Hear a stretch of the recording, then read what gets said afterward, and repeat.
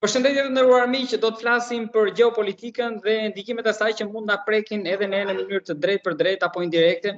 Këtë çështje do ta diskutojmë, të ftuarin kemi zotin Besnik Pula, profesor i asociuar pranë Departamentit të Shkencave Politike në Universitetin Virginia Tech në Shtetet e Bashkuara të Amerikës. Profesor, përshëndetje dhe faleminderit shumë. Përshëndetje, faleminderit për ftesën. Faleminderit ju për kohën. Profesor, duket sikur nga një pjesë e analizëve në botë mendojnë që Putini e futi në xhep Trumpin, edhe me telefonatën e parë, por edhe me atë që mund pasoj. Ju si mendoni?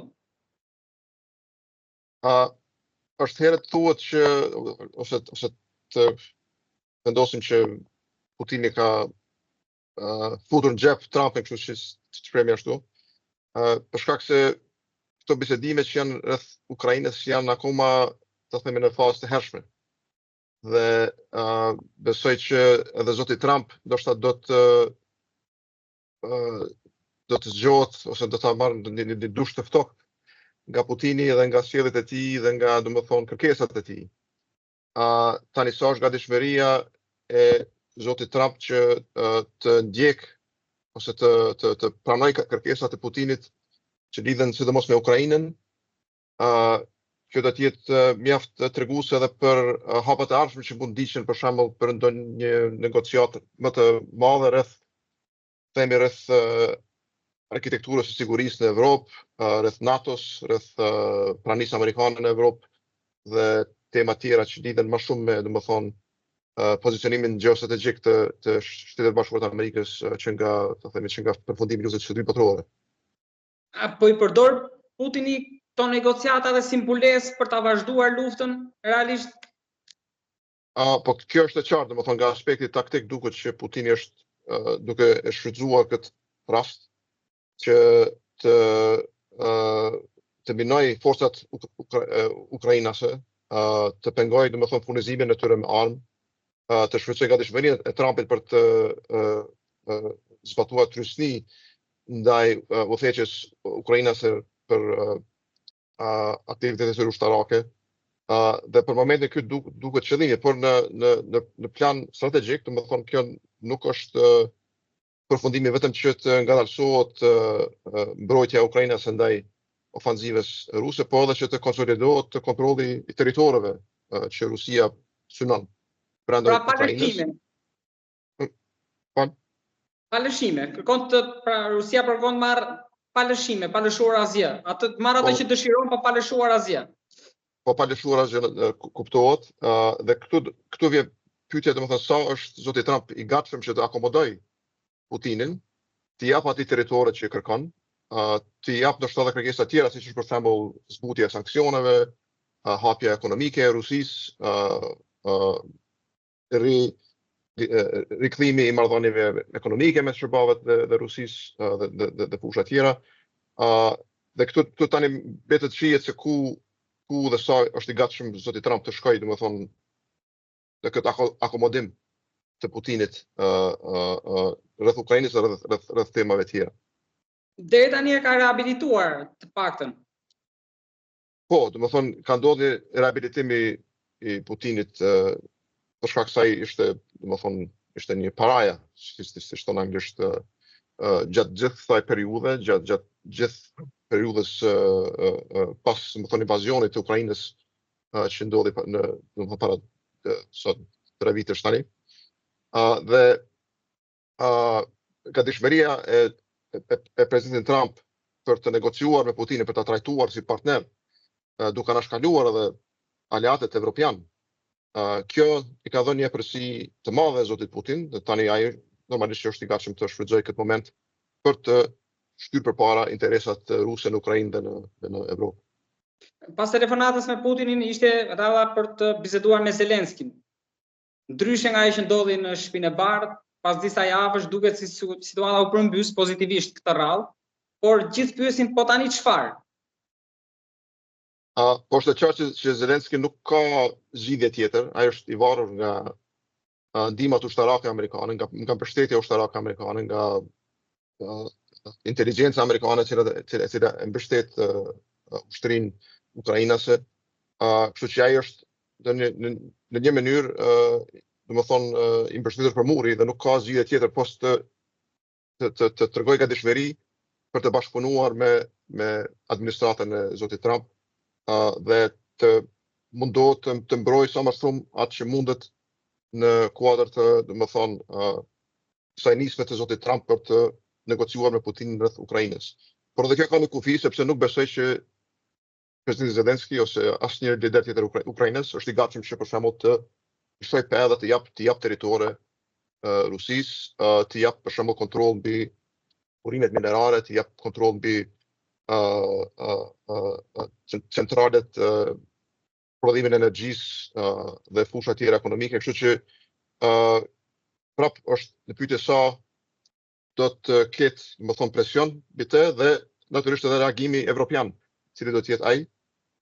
Sa janë evropianët të gatshëm, të cilët tani po tregojnë një gatishmëri që të në një mënyrë të zëvendësojnë ndihmën amerikane ose të rrisin ndihmën që deri tani ata edhe kanë dhënë për Ukrainën, ndihmën ushtarake dhe ekonomike, për të zëvendësuar në një formë atë që deri tani e kanë bërë shërbat për Ukrainën.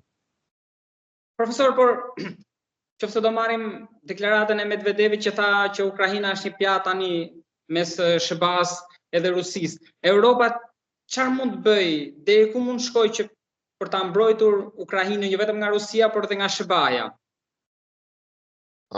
Po vazhdimi i mbështetjes ushtarake, e cila tani duket se është edhe shpremtuar nga Evropa, por ndryshimet që po ndodhin brenda Bashkimit Evropian dhe brenda Evropës, gatishmëria tani për të rindërtuar industrinë armatimit, për të rindërtuar ushtritë evropiane, ka një kthim të madh rreth orientimit gjeopolitik, strategjik, ushtarak në Evropë dhe Rusia besoj këtë edhe e shef, domethënë, thonë që ka tani një ndryshim edhe të evropianët. Se si do të ndikojë kjo te Ukraina, kjo është prap pyetje e madhe. Ukraina është në pozitë mjaft të keqe tani, për shkak se po trajtohet si objekt i negociatave, jo subjekt ose pjesëmarrës në to. Dhe unë friksohem që Ukraina do të besoj mjaft shumë nëse vazhdon të përjashtohet Evropa nga proceset e negocimit të një paqe mes Ukrainës dhe Rusisë. Pra po më thoni që koha nuk pret derisa Europa të bëhet superfuqi që mund të vendosë. Po natyrisht, koha është e shkurtër, lufta në Ukrainë është një emergjencë imediate, është një emergjencë e pranishme qysh tani, kurse riarmatimi evropian, ringritja e kapaciteteve ushtarake, kjo është një proces i cili merr shumë vite, dhe mund ndoshta të jetë vonë pak për Ukrainën në atë kuptim. Sidomos nëse presidenti Trump vendos që ta jap Ukrainën si një, ta coptojnë mes tij dhe zotit Putin. A mendoni që Putini mund të kërkojë të arrijë një marrëveshje me Washingtonin duke shmangur Ukrainën, por për pjesë të tjera të influencës? Kjo është pyetje me vend, tani nuk di për shembull sa është i gatshëm zoti Trump, që edhe nëse nuk ka ndonjë marrëveshje rreth Ukrainës, që të bashkëpunojë me zotin Putin për marrëdhënie, për rihapjen e marrëdhënieve tjera, për shembull rreth sanksioneve apo rreth marrëdhënieve ekonomike, tregtare. Kjo tani për tani duket e lidhur me Ukrainën dhe me bisedimet rreth Ukrainës, por nëse ato nuk shkojnë askund, nuk kanë ndonjë zgjidhje të qëndrueshme, atëherë ndoshta mund të kemi ndonjë lloj tjetër angazhimi mes zotit Trump dhe zotit Putin për çështje tjera, për tema tjera. Dihet se zoti Trump është mjaft, domethënë, i dhënë pas zotit Putin dhe ka një lloj respekti për të siç e ka shprehë vet. Dhe kjo prapë domethënë krijon mundësi për këto pazare tjera të themi politike dhe gjeostrategjike mes zotit Trump dhe zotit Putin. Në këto kohë që po shikojmë tentativa për ndryshime të kufive politik, gjeopolitik, ekonomik, kulturor, mund kemi një hartë të re apo nuk besoni te një altë e dytë? Se pa parashikueshmëria e Trumpit? Po, nuk besoj në një altë të dytë. prap kufit mund të ndikon në Ukrainë sidomos. Përposa saj. Por kjo krijon një precedent të rrezikshëm, sepse atëherë kjo në një mënyrë legjitimon ndërhyrjen ushtarake ruse dhe i thotë Rusisë që mund të lirisht nëse je i gatshëm të pushtosh territore, mund edhe ti fitosh ato në mënyrë të legjitimohet kontrolli ushtarak mbi territore. Kjo natyrisht është frikë e madhe për shtetet baltike, është frikë e madhe për Poloninë, shtetet të cilat janë në kufi me Federatën Ruse, për Moldovën, është Transnistria, është pjesa e cila kontrollohet nga trupat ruse aty, në Gjergjia, domethënë kjo hap një kuti të Pandorës për një ekspansion rus, i cili tani duket që është i pa ndalshëm. Dhe këtu është rreziku. Kjo prap atëherë mund të krijojë konflikte të reja, kriza të reja, të cilat pastaj mund të mos ja gjejnë fundin nëse vazhdohet domethënë me këtë avaz. Zoti Pula, duket sikur Erdogani po rrit pazarin për të mbrojtur Europën, ndërkohë që nga Kina, si kuptoni lëvizjet e saj deri tani? Duket se po pret akoma? Kina po është, ta themi, në një pozicion të pritjes. Për shembull tani SBA-t kanë vendos tarifa, taksa doganore të reja ndaj Kinës. Kina ka reaguar ndaj tyre, por jo në mënyrë të fuqishme, dhe duket se është për momentin është në pritje, duke parë se çfarë po bën zoti Trump në fusha të tjera, për të më vonë për të hyrë ndoshta në ndonjë lloj negocimi me të. Është përfolur se presidenti Xi i Kinës mund të vijë në vizitë në shtëpinë e bardhë, e cila do të ishte një moment kthese për marrëdhëniet SBA-Kinë, për shkak se gjatë mandatit të parë zoti Trump ka pasur marrëdhënie mjaft antagoniste me Kinën. Dhe kjo ndoshta këtu Kina po shef mundësi që të ketë, domethënë, të kërkojë lehtësime tjera tregtare, dhe sidomos është normalisht çështja e Tajvanit, që nëse për shembull zoti Trump është i gatshëm të shojë pe në Ukrainë, ndoshta është i gatshëm të shojë pe edhe në Tajvan, dhe të thotë Kinës që Tajvani është i yti, nuk kam interesim më që të jap ndonjë garancë për sigurinë e Tajvanit kundër çfarëdo tentative kineze për ta rianeksuar Tajvanin. Ndikimin në Ballkan i rendit të ri botëror të Trumpit. Po, domethënë Ballkani për momentin nuk është prioritet i politikës së jashtme amerikane. Meqense se politika e jashtme amerikane tani është gati të themi plotësisht në duart të presidentit Trump. Ai cakton orientimet, ai cakton prioritetet, ai cakton, domethënë, ato që kërkon ti zbatoj.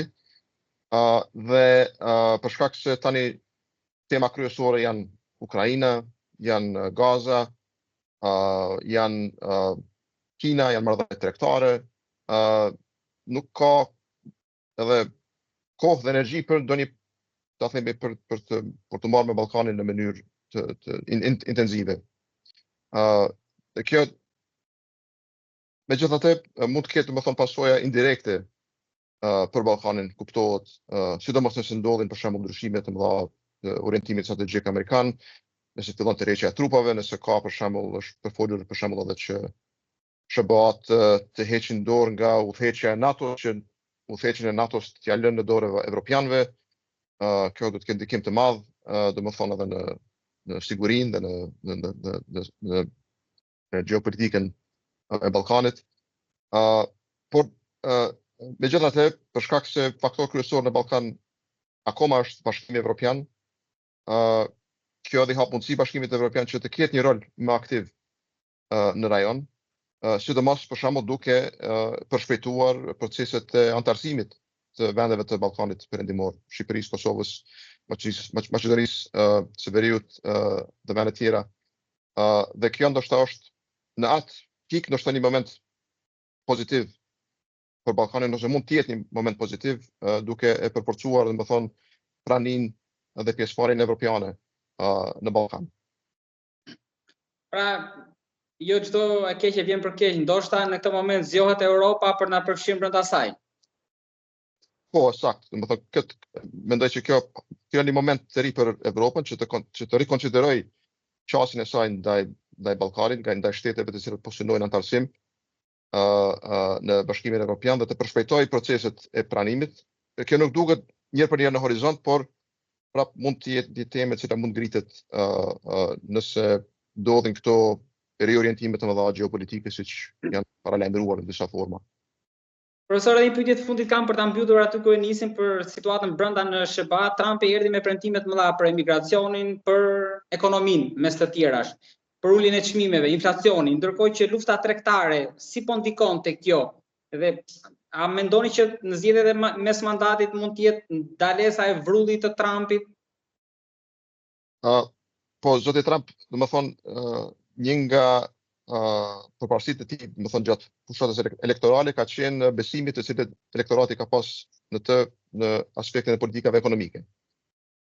Mirë po, që nga ardhja e tij në pushtet, masat të cilat ai ka ndërmarrë, sidomos këto tarifat, domethënë të cilat i ka futur ndaj shteteve, jo vetëm shteteve si Kina, por edhe shteteve partnere si Kanadaja, si Meksikoja, që ka krijuar një pasiguri të madhe ekonomike, e cila është parë edhe në tregje dhe në indikator tjerë ekonomik, të cilët tani janë në rënje. Rritja ekonomike për shembull është ulur si vjet, ose prognozat janë ulur shkaku i politikave të zotit Trump. Jo për shkak vetëm të përmbajtjes së tyre, por për shkak edhe të pasigurisë, sepse zoti Trump sot paralajmëron një tarif, nesër ndryshon mendjen, sot është 25%, nesër është bjen 10%, domethënë kjo pasiguri krijon, domethënë sidomos te bizneset, një pamundësi për të planifikuar, për të domethënë orientuar investimin, për të orientuar prodhimin etj. Dhe kjo domethënë ka pasur ndikim mjaft negativ. Tarifat sidomos dihet që ato mund të kenë efekt edhe në çmime, sepse ato janë një lloj takse që vendoset mbi importet në SBA, dhe ato do të kenë ndikim edhe të konsumatorët, kështu që edhe të konsumatorët ka, siç tregojnë sondazhet, ka domethënë tani një pasiguri, një frikë se gjendja ekonomike mund të marrë një drejtim negativ. Dhe në këtë moment, domethënë është herët për të treguar nëse gjatë zgjedhjeve të midterms që do ndodhin në vitin e ardhshëm, do të ketë ndonjë ndryshim, ka kohë deri atëherë dhe varet edhe si vepron administrata e zotit Trump në planin ekonomik. Por një për një herë duket që drejtimi ekonomik që cilin e kanë marrë SBA nuk është pozitiv. Profesor, faleminderit shumë për gjithë analizën. Faleminderit shumë edhe faleminderit për ftesën.